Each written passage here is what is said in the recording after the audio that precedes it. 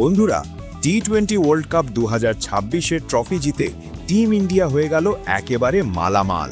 কিন্তু জানো কি, এই জয়ের পর কোন খেলোয়াড় কত বড় পুরস্কার পেল, কে পেল গাড়ি, আর কে জিতল গোল্ডেন ব্যাট ও গোল্ডেন বল?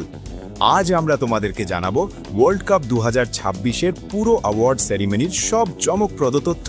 তাই ভিডিওটি একদম শেষ পর্যন্ত দেখবে, কারণ শেষে আছে সবচেয়ে বড় সারপ্রাইজ।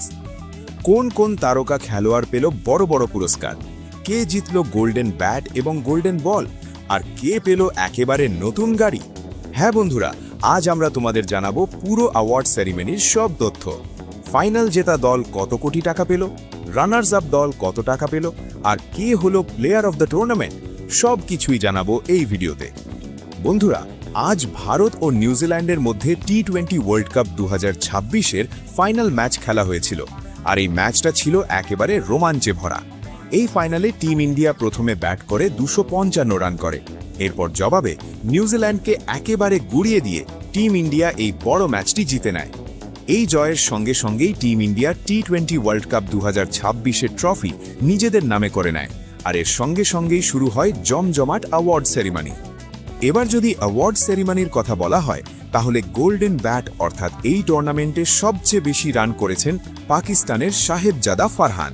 তিনি পুরো টুর্নামেন্টে 383 রান করেছেন। এই দুর্দান্ত পারফরমেন্সের জন্য তাকে 1 লক্ষ টাকা পুরস্কার সহ গোল্ডেন ব্যাট অ্যাওয়ার্ড দেওয়া হয়েছে। এরপর আসে গোল্ডেন বল অ্যাওয়ার্ড। ভারতীয় বরুণ চক্রবর্তী এই পুরো বিশ্বকাপে সবচেয়ে বেশি উইকেট নিয়েছেন। তার অসাধারণ বোলিংয়ের জন্য তাকে গোল্ডেন বল অ্যাওয়ার্ড দেওয়া হয়েছে এবং সঙ্গে 1 লক্ষ টাকা পুরস্কারও দেওয়া হয়েছে। এছাড়াও টি-20 ওয়ার্ল্ড কাপ 2026-এ সবচেয়ে দ্রুত স্ট্রাইক রেটে রান করার জন্য নিউজিল্যান্ডের ফিন অ্যালেনকে একটি সুপার স্ট্রাইকার কার দেওয়া হয়েছে। তিনি এই টুর্নামেন্টে 298 রান করেছেন এবং প্রায় 200 স্ট্রাইক রেটে রান করেছেন। এই দুর্দান্ত স্ট্রাইক রেটের জন্যই তাকে এই বিশেষ পুরস্কার দেওয়া হয়েছে। অন্যদিকে ফাইনাল ম্যাচ জেতার জন্য টিম ইন্ডিয়া পেয়েছে 27.5 কোটি টাকা পুরস্কার।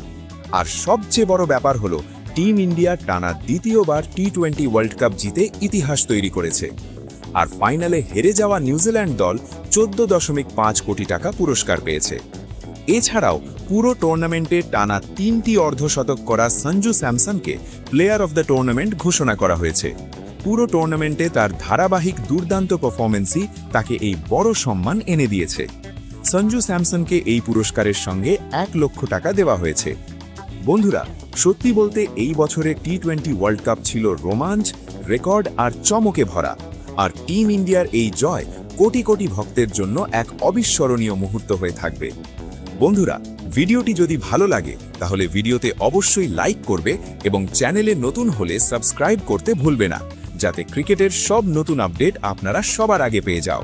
কারণ সামনে আমরা আরও এমন দারুণ ক্রিকেট আপডেট নিয়ে আসছি।